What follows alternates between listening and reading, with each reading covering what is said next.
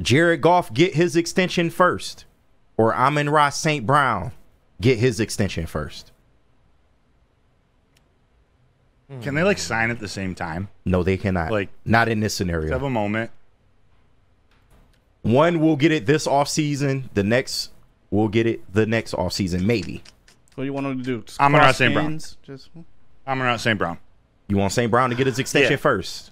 Partially because you have a little bit of flex. Like, you technically don't have to extend Jared Goff, but and it's you could actually use probably the same argument for Goff. But with Amon-Ra St. Brown, the longer you wait, Justin Jefferson's going to get 30 plus. Yeah, like you got to lock him in under 30, and he's worth it. Absolutely, you want to get him at when he's worth 25, 27 million, which is still the top of the league. Yeah, it's about to get to be 30 plus. Oh, absolutely. Like lock that in. Of course, quarterback market's the same, but you don't think Amon-Ra? I think he's like intentionally taking a slightly like pay cut because he could get 30, like you said.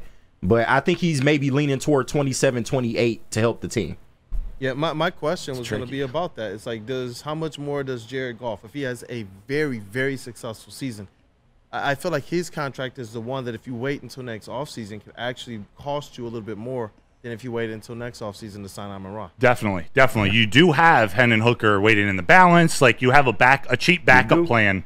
I don't know if you can replicate. And I don't want to say you can just replace Goff, but that's technically you can. That's like, the unknown. Yeah, like you might not be able to replace his production. Yeah. But in terms of filling that roster spot with some potential at a cheaper value, I don't know if you can. You can't find another Amon-Ra St. Brown. You sure? In a league where wide receivers are becoming more and more expendable? Not saying he is. I'm just saying. That's a good point.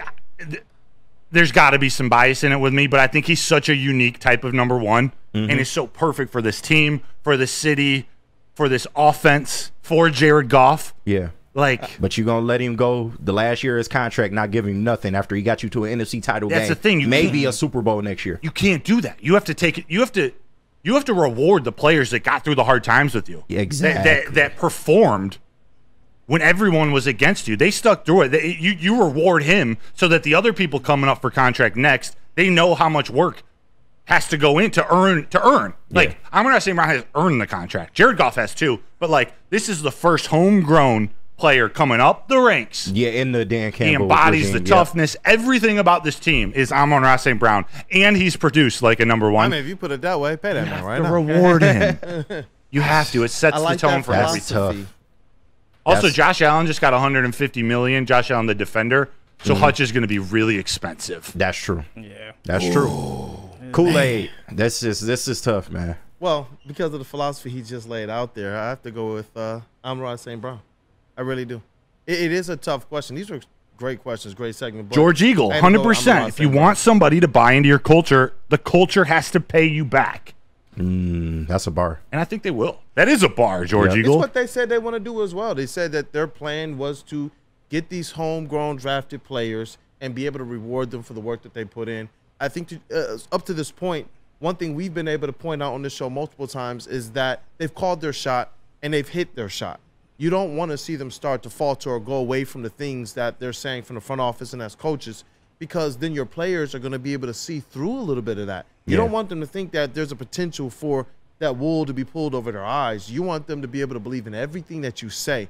And I do believe that that plays a big part in some of the success they've had. Yeah, but you don't think by locking up the most important player on your team? Is it the quarterback? Yeah. Or right? Yeah. Well, it's the most important position on your team. You don't think that shows the rest of the locker room? Like, okay, they're serious. Like, I think it does show the rest of the locker room something, but I do believe that with quarterbacks, the economy is just a little bit different, and not just how you spend, but the fact that you always know that's the important guy. A wide receiver can go another year and say, am I really that important? The quarterback knows exactly who he is on any given team.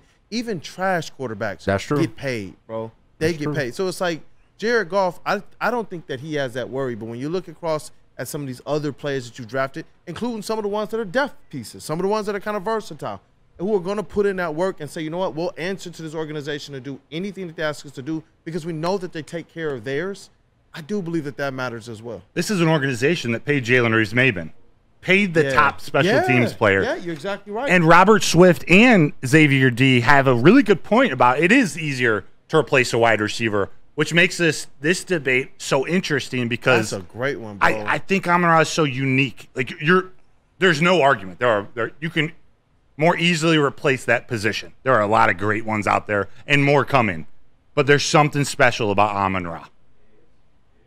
You can't, it's hard to deny that. Take a phone call. But there's really no wrong answer either way you go with this, but I do understand where you're getting at. JB, do you have an answer for us? I gotta go with Amon-Ra St. Brown on this one. No disrespect to Jared Goff and everything. Just a simple Stop being fact so negative, JB. Just a simple fact that like you don't have to re-sign him, but I do agree with you. You do need to reward him for everything that he has done for the Lions and all the criticism that he's gone through, and just like taking that off his shoulder, especially what he'll do with us, this year. But I've always stayed behind my guy Hendon Hooker. He is my guy, and I would like to see what he can do. I know that's probably not going to happen for another year or two, but at the same time, like that's my dude right there. You rolling Hendon out, man? I've always you got a proven commodity. I've always had faith in this dude, and I've wanted him in the draft for us to take. So I'm gonna stay by it. Give me Hendon Hooker to start in the next year or two. I'm interested to see what the chat says. Yeah, how about this from Max Mayer? St. Brown will be a player with a C patch soon. He's more than a wide receiver. Fantastic way to describe it. That's a great point. Where's Matthew Kruger had a good comment. Remember when Andy Dalton took the Bengals to the playoffs, then got signed long-term and never went any further than the first time? Take me to the Super Bowl, and I'll pay Goff. Show me. There are arguments on both sides. Yeah. With Goff, you have flexibility, says Robert Stevens. In 2 to 3 years, and in Hooker is 30, says Ryan's reaction. Pay Goff, Sewell, Hutch, says here on Mark M. It's a great conversation because it's easier to get worse at quarterback. You guys know I'm a Goff supporter. Yeah. Like, some have called me a gobbler. Yeah. and I guess they're not negative. It's a great conversation. It is great, especially when you kind of contrast this up against quarterbacks in the Detroit Lions history. This quarterback has gotten us places. He's done the impossible. No other has. Yeah. And it's just like, you know what? And it could be more to go. We don't know, but it could be more to come. Man. So that's it. It's a great What about you, segment. KG? Before we hit break, we got JB. What's trending with JB? Smooth. Yeah. I'm gonna try and make this brief. You got to go JG, man. You can't keep playing with fire because the quarterback market. Well, just look at the wide receiver contract is a cheaper contract in general. Not to mention that they are more expendable in terms of like, where the league is going and things of that nature. Not saying Amon-Ra is, but if you let Goff get into the final year of his contract, let's say he gets us to another NFC title game, he makes a Super Bowl appearance. You're playing with fire because if you try to franchise tag this man, he may take that the wrong way. I don't think he's looking for the franchise tag. You kind of heard it in the interview. He's confident that he's going to be here. So I think you need to lock him up first and then take care of Amon-Ra. They will eventually get to Amon-Ra, but in terms of money right now, the market's moving. You need to lock him up now before that price gets even higher, and then you're in a stickier situation. Whether you want to franchise tag him, roll out Hendon Hooker, or try to re-sign him at a way higher price, maybe $10 million more than it would have been if you just went ahead and did it this offseason. Yeah. Hey, I mean, whichever one they decide to sign first, it's going to be awesome regardless.